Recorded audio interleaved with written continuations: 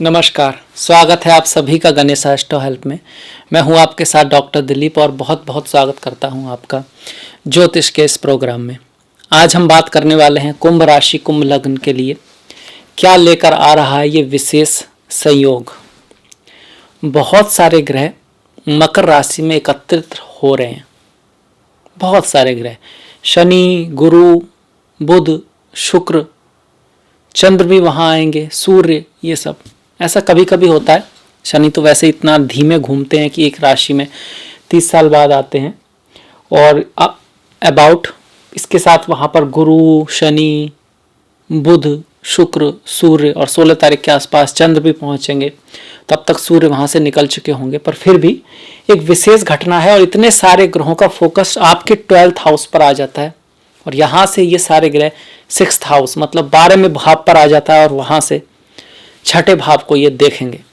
तो ये क्या रिजल्ट आपके लिए आएगा, कुछ अच्छी बातें हैं तो उसको किस तरह से बढ़ा सकते हैं, अगर कुछ नेगेटिव इफेक्ट है तो उसके लिए हम क्या उपाय कर सकते हैं, इसके बारे में बात करेंगे।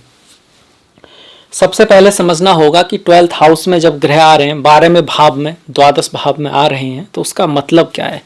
द्वादश भाव या 12वां भाव या 12th हाउस जो है ये सबसे पहले खर्चे को दिखाता है।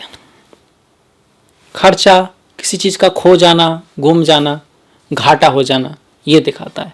दूसरा दूरी दिखाता है, बाहर जाना, विदेश यात्रा, इंपोर्ट एक्सपोर्ट, इंटरनेशनल यात्राएं, इंटरनेशनल बिजनेस, वो दिखाता है। यही भाव जो है दूसरी डायमेंशन भी दिखाता है, दूरी, बहुत ही दूर, मतलब दूसरी डायमेंशन से भूत प्रेत, ये सब चीज़ें जो हैं यहीं पर हमसे अलग हैं, फ्रीक्वेंसी उनकी अलग है और हम उनको देख नहीं सकते। कभी कभार कुछ लोगों में ऐसा हो जाता है, जैसे किसी के सपने सच हो जाते हैं, किसी को एनर्जी महसूस हो सकती है कि वो व्यक्ति को बिना ज्योतिष के पहचान सकते हैं किस तरह का व्यक्ति है थोड़ा सा। तो दूसरी डायमेंशन में जो उनकी एनर्जी चली जाती है वो सब चीज़ें भी आपको 12th हाउस से मिलती हैं। संन्यास, समाधि, महासमाधि, बहुत गहरा मेडिटेशन में जाना, योगा, ये सब चीज़ें भी, प्रकृति के प्रति अकेलापन पसंद होना, ये सब चीज़ें 12th हाउस से आती हैं। आलस्य, निद्रा, मतलब कि स्वप्न, निद्रा, स्वप्न, सपने, एडिक्शन, नशा, सैया सुख, प्लेजर, एडिक्शन, नशा। अब वो नशा आपको प्यार का नशा भी हो सकता है, शराब का नशा भी हो सकता है, नारकोटिक, ये सब, गांजा, ये सब। इसके साथ साथ मैथुन, सेक्स, ये सब, बैड प्लेजर, ये सब जो चीज़ें, नींद भी एक बैड प्लेजर है। आप शया सुख में जो आप कई बार स्त्री पुरुष का सुख को लेते हैं उससे भी ज़्यादा नींद का सुख है। जिसे नींद नहीं आती उससे पूछिए कि भैया क्या मतलब अच्छी चीज़ है। जिसको नींद आती है उसी को पता नहीं उसका, और वो और चीज़ों से परेशान है। और जिसको नींद नहीं आती, नींद की गोली खानी पड़ रही है, उसे पता है कि भैया नींद क्या चीज़ होती है, बहुत कमाल की चीज़ है। तो वो भी हम 12th हाउस से देखते हैं। किसी रिश्ते की शुरुआत, मतलब जब आप किसी को जानते ही हैं, अभी प्रेम शुरू नहीं हुआ है, अभी सिर्फ आपकी ज़िंदगी में कोई आया ही है, अभी सिर्फ उसने आपको देखा ही है। आपको ऐसा कुछ नहीं है कि भाई वो कोई आपकी गर्लफ्रेंड हो सकती है या बॉयफ्रेंड हो सकता है, बस कोई ज़िंदगी में आया है जो कभी आगे चल के उससे आपकी रिश्ता बनने वाला है, डेस्टिनी ऐसी है, तो वो 12th हाउस दिखाता है। 12th हाउस की दशा अंतरदशा में अक्सर लोग किसी से मिलते हैं, बाद में उनसे फिर मुलाकात आगे बढ़ती है। तो इस भाव में इतने सारे ग्रह क्या कर सकते हैं, ये सारी चीज़ों की संभावनाएं बनती है डिपेंडिंग अपॉन आपकी दशा महादशा कुंडली में कैसे योगा है।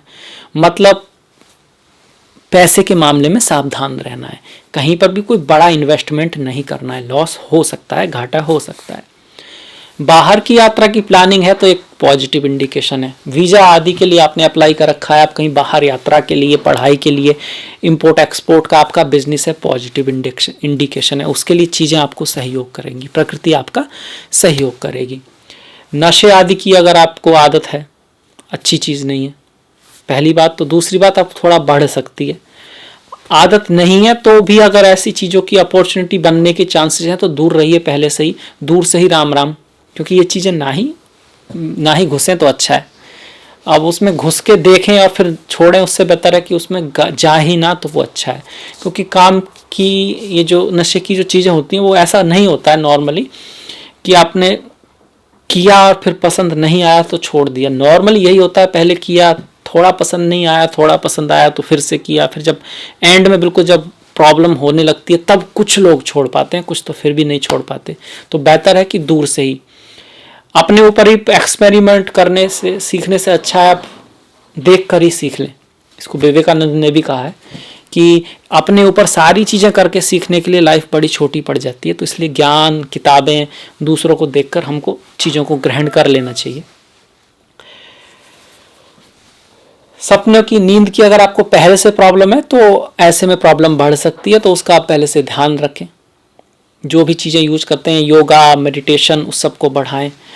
चंद्रमा के लिए अगर नींद की प्रॉब्लम है तो जहाँ तक है चंद्रमा की प्रॉब्लम जरूर होगी, तो भोलेनाथ को आप पानी में जो दूध चढ़ाते ही होंगे, शायद नहीं चढ़ाते तो चढ़ाइएगा, उनका रुद्राभिषेक कीजिएगा भोलेनाथ का। नींद के लिए बहुत अच्छा है। घर में चांदी का हाथी आदि रखना, चांदी के गिलास में पानी आदि पीना दिन के समय में अच्छा माना गया है। यहाँ से इतने सारे ग्रह छठे भाव को भी देख रहे हैं, तो छठे भाव का भी कुछ ना कुछ रिजल्ट तो आएगा। अब छठा भाव किस चीज का है? रोग, ऋण, शत्रु। रोग, ऋण, शत्रु, पालतू जानवर, नौकर चाकर, घर में जो नौकर चाकर होते हैं, आपकी डेली लाइफ, आपके साथ काम करने वाले लोग। इसके साथ साथ छठा भाव आपकी डाइवोर्स का भी है।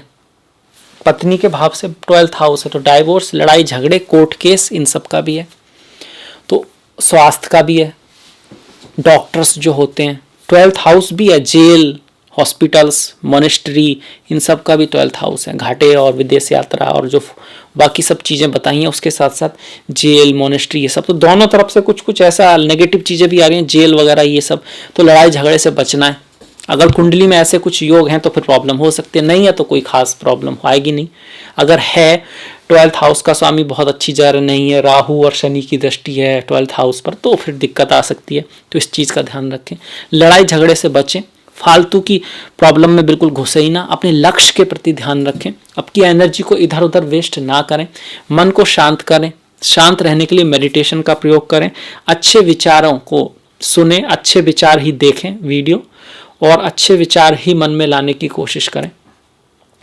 उसके लिए सबसे अच्छा तरीका है अच्छी चीज़ें सुने, वीडियो, ऑडियो देखें, तो धीरे धीरे आपके विचार जो हैं वो अच्छाई की तरफ चलने लगेंगे। क्योंकि मन इंद्रियों के थ्रू ही विचार अपने अंदर लेता है। जैसा वो देखता है, छूता है, आसपास का जो इन्वायरमेंट है उसके थ्रू वो अपने अंदर विचार लेता है, और वो विचार फिर आपके अंदर जो जैसे रहते हैं उसमें से ही वो कोई चीज़, कोई थॉट आपके निकाल के लाता है। उसके अकॉर्डिंग फिर आपका एक्शन होता है। उस एक्शन के अकॉर्डिंग आपको फिर धीरे धीरे कुछ आदतें बनती हैं, आदतों से आपका चरित्र, व्यक्तित्व बनता है, और उसके अकॉर्डिंग आपके भविष्य का निर्माण होता है। तो आपके चारों तरफ की सराउंडिंग ही अगर पॉजिटिव हो, अच्छे विचारों वाली हो, अच्छी चीज़ें आप देखें, तो बहुत हद तक चांसेस है कि आप अच्छे ही रास्ते पे चलेंगे, आपके कर्म भी अच्छे होंगे। 100% गारंटी नहीं है। बुद्धा के साथ भी ऐसा किया गया था कि उसको बिल्कुल अच्छाई से इतना अच्छा दिखाया, इतना अच्छा दिखाया कि फिर जब उसके लिए शौक हो गया, मतलब उल्टी पड़ गई रेमेडी, कि उसने कभी मृत्यु देखी नहीं, उसने कभी किसी वृद्ध को देखा ही नहीं, तो जिसने देखा उसके लिए तो फिर भी नॉर्मल था, उसके लिए शौक हो गया कि ऐसा कैसे। एक तो वो इतना दयावान, करुणावान विष्णु अवतार थे, और ऊपर से जो किया गया, मतलब किया तो कुछ और के लिए, हो गया कुछ और।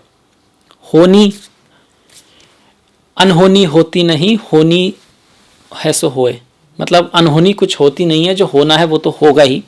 तो बहुत ज़्यादा इसके बारे में सोच के कि आप इस तरह से बदल सकते हैं, बहुत ज़्यादा उसको सीरियसली लेना भी नहीं है, पर हाँ अपनी तरफ से प्रयास करना है। कर्म प्रधान विश्व रचि राखा, जो जस करिए ताफल चाखा। ब्रह्मा ने जो लिख दिया है वो तो लिख ही दिया है, पर अपना कर्तव्य करना हमारी जिम्मेदारी है। क्रियामान कर्म हमारे हाथ में है। सिंह कितना भी शक्तिशाली क्यों ना हो, मृग उसके मुंह में नहीं आता, तो पराक्रम तो आपको करना ही होता है। चाहे आपकी कुंडली में कितने भी राजयोग, लक्ष्मी योग हो, अगर दुर्योग भी हो तो उसमें भी ग्रह आप ही को उत्तेजित करते हैं, आपको ही गुस्सा आ जाता है, आप ही कुछ कैसा कुछ कह देते हैं, बोल देते हैं, छल कपट या कुछ ऐसा कुछ कर देते हैं, फंस जाते हैं, करते आप ही हैं। तो आपके हाथ में पावर है, आपके हाथ में शक्ति है, उसका उपयोग कीजिए, सही चीज़ों के लिए जाइए, तो रिजल्ट भी सही अवश्य आएगा। और ज्योतिषीय रेमेडी के रूप में भगवान शिव की पूजा, रुद्राभिषेक, माता काली की पूजा, भगवान श्री कृष्ण की पूजा, हरे राम कृष्ण हरे राम कृष्ण, और कोई मंत्र भी आप ले सकते हैं। और ये बेस्ट रेमेडी बनती है। और हनुमान जी की पूजा भी यहाँ से एक बेस्ट रेमेडी बनती है अच्छी चीज़ों को बढ़ाने के लिए और नेगेटिव इफेक्ट को कम करने के लिए। तो इसी के साथ मैं इस पंचग्रही योग का जो कुंभ राशि के लिए, कुंभ लग्न के लिए जो रिजल्ट आ रहा है उसके बारे में जो वीडियो है उसको समाप्त करता हूँ। अगर आपको पसंद आया तो प्लीज़ लाइक कीजिएगा, शेयर कीजिएगा और घंटी वाला जो बटन है उसको दबाना मत भूलिएगा। आपका सहयोग बहुत महत्वपूर्ण है। मैंने डिस्क्रिप्शन में अपना लिंक दिया है फेसबुक का, इंस्टाग्राम का, ट्विटर का। Please like, please follow. कोई सुझाव है तो बिल्कुल दीजिएगा। इसी के साथ मिलेंगे नेक्स्ट वीडियो में। तब तक के लिए नमस्कार।